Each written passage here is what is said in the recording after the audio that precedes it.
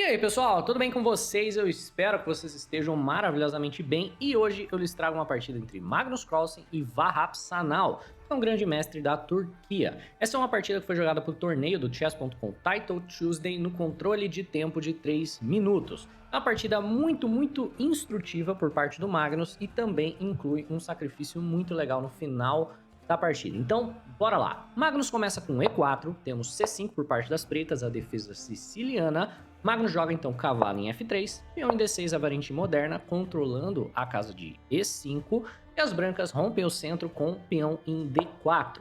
Depois de peão toma e cavalo toma, temos cavalo em F6 pressionando o peão de E4, certo? Viu quão importante foi o lance D6 controlando essa casa? Sem ele, cavalo em F6 não seria possível porque nós chutaríamos o cavalo. Mas agora nós apenas defendemos com cavalo em C3 e o jogador de pretas está em uma posição na qual ele tem que definir qual das sicilianas ele opta por jogar. As pretas jogam peão em A6, que é a variante Najdorf, a mais popular. Vendo que tem 3 peças do jogador de brancas que pode pular para a casa de B5, ele joga o A6 e controla logo essa casa, preparando um B5 no futuro. Aqui o Magnus também joga um lance lateral de peão muito interessante, H3. O mais natural nessa posição seria bispo em E3 ou bispo em G5, que seriam as linhas principal e a linha inglesa, né, respectivamente. No entanto, esse H3 é um lance bem curioso, porque ele parece super passivo, mas na verdade é uma das linhas mais agressivas que a gente tem, porque a ideia do H3 é jogar G4 e G5 e chutar esse cavalo daqui.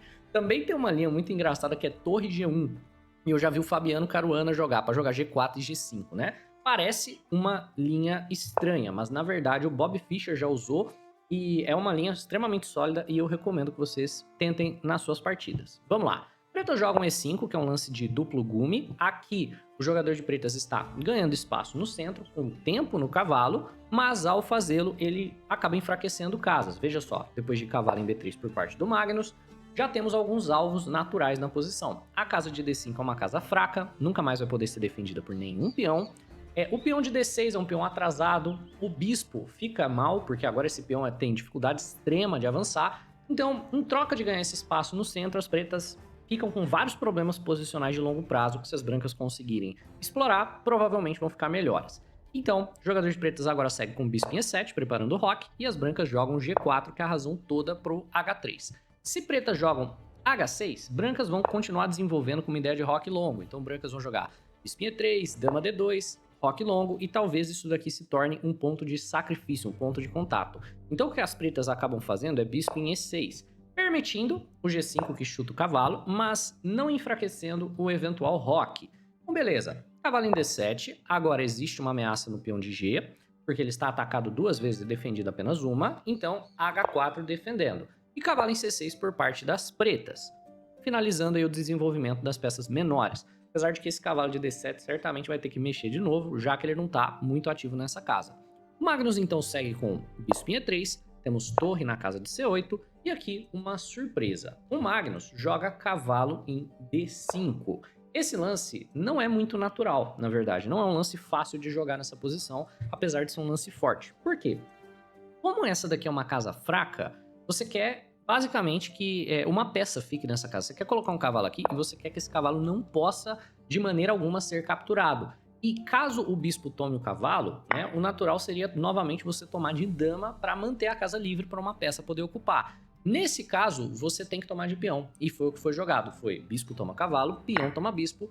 Por quê? Se você jogar dama toma bispo, que é o lance mais natural, deixa a casa vaga para eventualmente colocar um cavalo ou um bispo aqui, cavalo B4, e agora ele tá dando um duplo na dama e no peão de C2, que tá atacado 2 vezes. Então, o adversário tem uma refutação tática. Por consequência, o lance mais lógico nessa posição, e o que foi jogado, por exemplo, na partida clássica entre Bob Fischer e Giulio Bobotian, que eu já cobri aqui no canal, seria bispo em H3, tentando se livrar do defensor da casa fraca de um jeito ou de outro. Por quê? Na movimentação desse cavalo, digamos, cavalo em C5, por exemplo, você nem precisa tomar o bispo, entendeu? E você nem precisa que o bispo te tome. Você pode jogar cavalo em D5 e não dá para tomar esse cavalo de maneira simples porque o bispo tá cravado. Apesar de que aqui você entra em algumas ideias de cavalo por E4, então talvez jogar um F3 antes seja uma ideia lógica, mas, por exemplo, um bispo em H3 seria mais interessante para ficar de olho na fraqueza. bispo em H3, bispo toma, por exemplo, já leva a um final bem melhor, onde o jogador de brancas vai basicamente trocar tudo, colocar um cavalo aqui, e esse cavalo vai ser 1000 vezes superior do que qualquer peça menor que o jogador de pretas teria. Mas vamos lá, o Magnus joga cavalo D5, ele deixa tomar, toma de peão. Por que ele toma essa decisão? Porque agora ele tem um peão fortíssimo no centro do tabuleiro, e o adversário vai ter que deslocar suas peças para casas muito estranhas. Tipo, ó, esse cavalo vai ter que ir pro canto, e é o que acontece, cavalo em A5. Esse cavalo não tá muito bem organizado, que ele não tem tantas casas para jogar. Então, o Magnus tem uma vantagem de iniciativa. Enquanto o adversário fica encontrando casas para as próprias peças, o Magnus vai começar a tentar provocar fraquezas na posição das pretas. Outra questão é que, tendo esse peão aqui, quando o eventual B5 for jogado, a casa de C6 fica fraca. Então, também é interessante por conta disso. Vamos lá. O Magnus não quer trocar cavalos, porque isso apenas ajuda o adversário a desenvolver, e ele não quer também que seus peões fiquem dobrados, então ele joga cavalo em D2, recusando a troca. B5 por parte das pretas, como dito anteriormente, a casa de C6 fica fraca. Contra esse tipo de estrutura de peões, e essa daqui também, a gente tem a ideia de romper a estrutura para tentar ativar a torre. Então, justamente o que o Magnus faz, ele joga A4, tentando romper a estrutura das pretas para ativar a torre de A, e ele decide dessa maneira que ele provavelmente vai jogar com o rei no centro mesmo, né? Larga a mão da ideia de fazer roque longo. E o jogador de pretas não tem boas escolhas. Veja só, ele não pode tomar, porque se ele toma, a torre fica muito ativa, o peão de A fica muito frágil. Ao mesmo tempo, avançar não é uma boa ideia, porque imediatamente pendura o peão da casa de A. Privado de boas... Então, privado de boas escolhas, as pretas jogam o cavalo em C4, colocando o cavalo numa casa extremamente ativa e basicamente forçando a troca que vai deixar o jogador de pretas com uma fraqueza. Então, depois de cavalo por cavalo, peão por cavalo, temos uma fraqueza muito óbvia para atacar, que é o peão da casa de C4. É um peão que não é isolado, mas na prática não pode ser defendido pelo seu peão amigo de D, que é o peão que está conectado a ele. Então, tendo em vista que esse peão é uma fraqueza, o Magnus já joga de maneira imediata para ameaçá-la e ganhar o peão. Ele joga o lance mais preciso, A5, para liberar a casa de A4 para torre. Esse lance parece óbvio quando você vê ele no tabuleiro, mas esse levantamento de torre para ameaçar o peão de C4, rapaz, isso é uma coisa fantástica que o Magnus faz. Isso daqui me lembra as partidas do Kasparov, né? Ele tem uma partida clássica que ele joga torre A4, torre B4 e sacrifica a torre num bispo que tá na casa de B7. Mas, vamos lá. O adversário faz o roque, o Magnus joga a torre em A4, não tem mais defesa, o peão vai cair. O jogador de pretas acaba jogando simples cavalo em C5, tentando centralizar o seu cavalo. E a ideia do cavalo em C5 também é a seguinte. Ele estava esperando que o peão de C4 cair aqui não fosse necessariamente um peão a menos, né? Ele estava esperando o quê? Se cavalo em C4 tocando a torre, você vai ser forçado a tomar de torre. Se, por exemplo, o cavalo fica onde está, e eu jogo outra coisa, digamos F5, você vai tomar de bispo. Eu não vou poder trocar, porque senão entrega a qualidade, e é só um peão a menos. Ao jogar cavalo em C4, em C5, perdão, parece que o Magnus vai perder o peão de A. Porque você tem que tomar de torre, a torre estava defendendo o peão de A, e é isso, né? Você perde material, mas acaba não funcionando. E ele vê que não funciona depois de já estar no tabuleiro. Dama por A4 leva B4, que é um duplo muito forte que ganha uma peça limpa. Por consequência, depois de torre por C4, as pretas jogam um simples F6, tentando ativar a própria torre ao custo dessa cadeia de peões do jogador de brancas, que é temático. Foi a mesma coisa que o Magnus fez de cá, só que agora o jogador de pretas vai fazer na ala do rei, e o Magnus joga B4, chutando o cavalo e solidificando o peão de A. Agora cavalo em D7, falei que a casa de C6 estava fraca, né?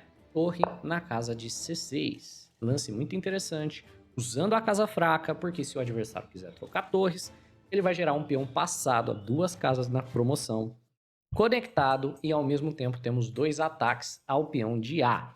O jogador de pretas, então, joga cavalo B8. Opa, sai dessa casa fraca, sai a torre, porque esse local não é seu. E muitos jogadores jogariam lances simples, óbvios, lógicos, como, por exemplo, torre toma torre, ou se não, torre na casa de B6. Não, Magnus, ele vê o poder desse peão passado. Então, quer tomar torre? Toma. Peão toma. Um sacrifício de qualidade, e é um sacrifício de qualidade limpo, porque cavalo toma torre, você tem que tomar o cavalo. E é o que foi jogado, você tem que tomar o cavalo. Você não pode tomar o bispo, porque senão cavalo toma bispo. E aí depois de peão toma cavalo. Bispo por F6, temos aqui o resultado. O Magnus tem uma qualidade a menos, né? O adversário tem 2 torres, enquanto o Magnus tem um bispo de casas claras pela torre, mas em troca ele consegue esse peão passado avançado, que vai ser o plano de vitória daqui em diante, certo? O peão de A vai cair, então bispo toma F6, bispo toma A6, e o jogador de brancas na prática tem, ó, 4 peões que são passados e estão conectados, né? Na verdade, 3 estão passados conectados e tem esse peão de C, que é um peão extra, mas isso daqui é muito perigoso pro jogador de pretas. No momento, o peão de C6 parece que tá caindo, mas não tá, porque tem dama cheque, então torre B8, pressionando o peão da casa de B4, e dama D5, seguido por C3, é jogado por parte das brancas. O peão de H4 está sendo sacrificado nesse momento, só que a ideia é que se você tomar, a torre vai ficar mirando o rei do jogador de pretas, então é melhor não encostar nesse peão, né? Se você é um jogador de pretas, esse peão faz mais para te proteger do que os seus próprios peões estão no momento protegendo o rei. Então as pretas se encontram num momento muito delicado. Tá muito difícil de jogar, e o jogador de pretas decide sacrificar um peão para tentar ativar o bispo e tentar algum tipo de atividade. Ele joga E4. No momento é uma troca, se dama por E4, bispo por C3. Então o Magnus simplesmente joga rei em D2 defendendo o peão de C3. No longo prazo, esse avanço E4 é apenas um sacrifício porque esse peão é muito difícil de defender para as pretas. Até dá para jogar uma ideia como torre na casa de E8, e por hora você está defendendo o peão, mas o peão vai cair. É muito difícil de defender, então o jogador de pretas joga bispo em E5, apenas ativando de vez o seu bispo e entregando o peão se as brancas quiserem capturá-lo. O jogador de brancas, então Magnus, não tem tanto interesse naquele peão. O plano dele tá nesses 3 peões aqui que estão passados e conectados. Então ele joga rei C2, ele começa a caminhar o rei para defender o avanço dos peões junto com as peças. E curioso que seja, o rei tá muito seguro aqui, por exemplo, na casa de A4 ou na casa de B3, porque ele tá rodeado pelos próprios peões. Então, por mais que você esteja caminhando o rei lá da casa inicial aqui para casa, sei lá, de A4, o rei vai ficar mais seguro aqui. Então temos bispo em F4 pelas pretas, querendo trocar os bispos para tentar levar isso daqui para um final de torres, né? Ou melhor, tentando trocar material, porque aquele bispo em E7 era muito ruim, então a ideia foi bispo em F6, bispo em E5, bispo em F4, e vamos trocar esse bispo mal, e trocando peças talvez você sinta o fato de eu ter uma torre e você ter um bispo. O Magnus tá nem aí, joga a torre D1 pressionando D6, temos bispo toma bispo, peão toma e torre em F6 segurando o peão de D6. E o Magnus segue com H5, apenas para que a dama agora defenda o peão de H, e isso restringe um pouco a movimentação dos peões na frente do rei negro. Temos então dama em C7 pelas pretas, bloqueando o peão de C6, rei em B3 pelas brancas e torre em E8, preparando para ativar a torre através da casa de E5. Bispo em C4 pelas brancas, preparando para poder movimentar o peão de A, H6 gerando um respiro para o rei, e A6 pelas brancas, os peões começam a marchar. Torre em E6 por parte das pretas, novamente com aquele teminha de jogar torre na casa de E5. E aqui talvez valha a pena você sacrificar a dama pelas 2 torres, né? Talvez não, definitivamente vale a pena você sacrificar a dama pelas 2 torres, mas o Magnus decide ir com um curso de ação mais direto. Ele simplesmente vai avançando os peões, ele joga D5, né? Temos torre em E5 por parte das pretas e dama por D6. Parece que ao jogar torre em E5, as pretas penduraram o peão da casa de D6. Mais ou menos, pendurou e não pendurou. É mais um sacrifício para tentar atividade, para tentar contra-jogo. Porque se a coisa continua como está, o jogador de pretas vai simplesmente perder porque os peões vão marchar. Então, torre em E5 permitindo dama por D6 é uma tentativa de contra-jogo bem criativa, na verdade, por parte do grande mestre aqui que está enfrentando o Magnus. Por quê?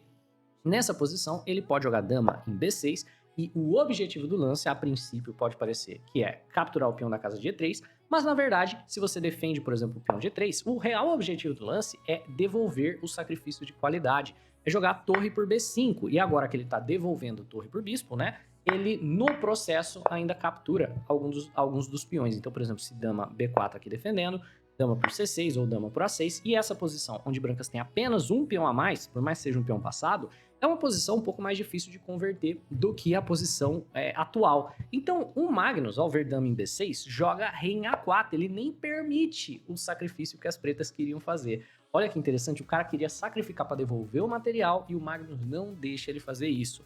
Torre C5 pressionando o bispo, torre D4 defendendo, e torre B8 pelas pretas renovando a ameaça do sacrifício. Torre por B5.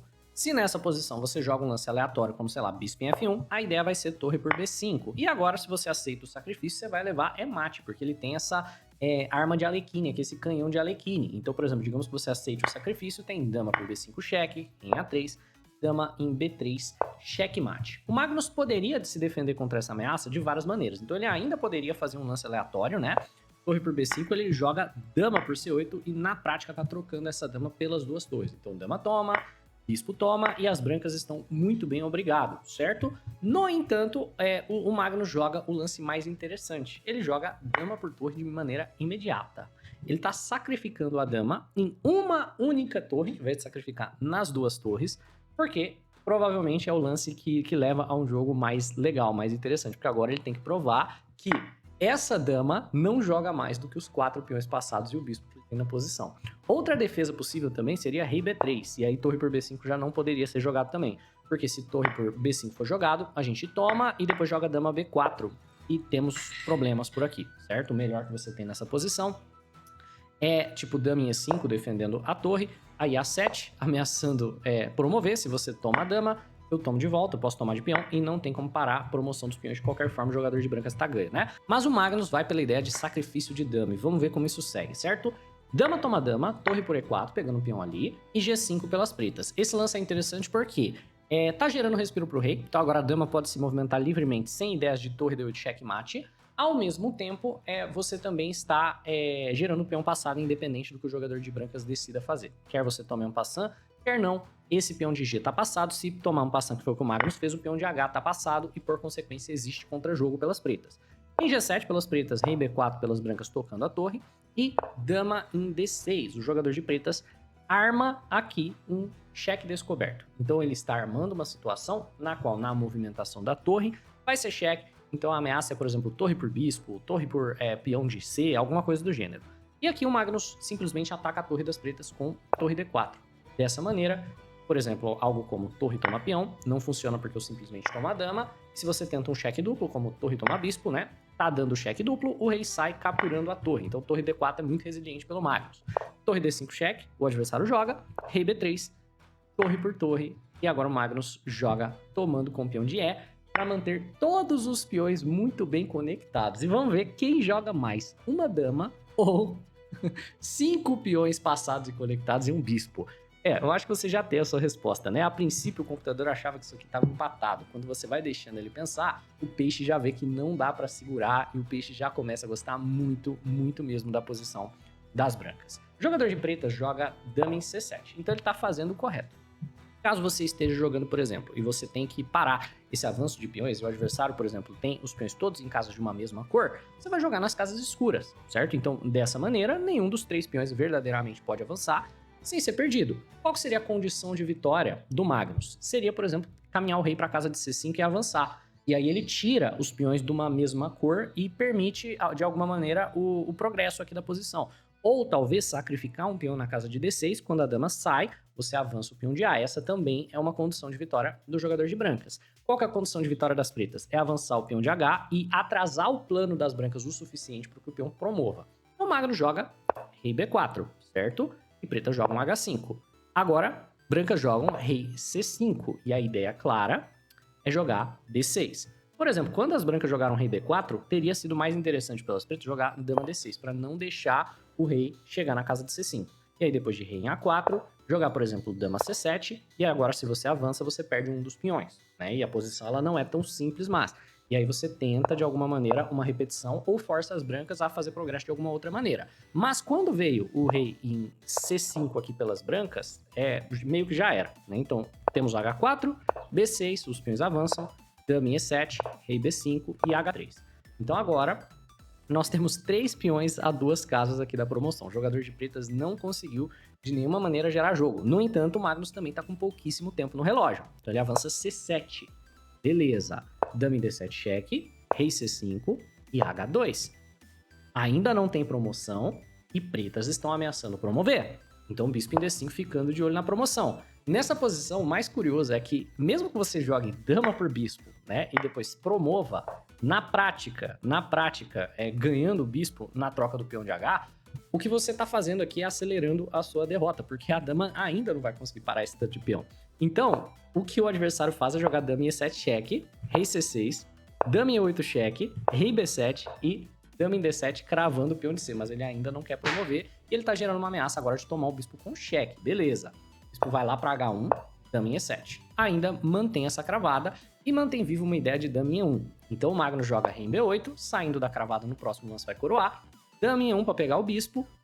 E agora, o Magnus promove dama e nós temos dama por bispo na casa de H1. Na prática, o que o Magnus fez nos últimos lances foi trocar o seu bispo por uma dama. Ele ainda tem 4 peões passados e conectados e ele ainda vai vencer. Então, olha só, dama em C7 cheque pelo Magnus e dama em E5. Agora as pretas jogam dama G2, gerando uma casinha para promover. Nessa posição, não tem muito como você parar a ideia de promoção do jogador de pretas. E você pode até pensar que dama por H2 funciona. No entanto, não. A verdade é que se dama por H2, é dama por H2 cheque e você não consegue coroar porque o jogador de pretas tem muito recurso. Olha que interessante. Ele primeiro joga rei em F5 para se aproximar desses dois peões. E aí, mantendo esses dois peões mais ou menos imóveis, o que ele faz é, com a dama, ficar cravando esses dois. Então, ó, D7, dama em C7, crava o peão. Rei em A8, dama em C6, ainda crava o peão. A7, por exemplo, pelas brancas, opa, eu mantenho o peão cravado e você não pode, de fato, promover porque o peão tá cravado e, ao mesmo tempo, você não pode sair da cravada porque dama em D8 é checkmate. Então, por exemplo, C4, dama em C6 ainda mantendo o peão cravado, rei em B8 agora não tem mais checkmate, mas tem cheques, né? Então, dama em D6, forçando você a voltar. E na prática, o jogador de pretas consegue enrolar, quer você jogue rei C8, quer você jogue rei A8, as pretas te enrolam bastante. Isso vai ser importante pelo que de fato aconteceu na partida, né? Na partida, o Magnus não sacrifica a dama pelo peão, que acaba empatando, mas sim joga a dama D6, o adversário joga rei G5 e ele joga B7, deixa o adversário promover e ter 2 damas. Tanto faz, eu vou ficar com 5 damas de qualquer forma, né? Então é só continuar trocando damas e promovendo peões. Olha que partida interessante.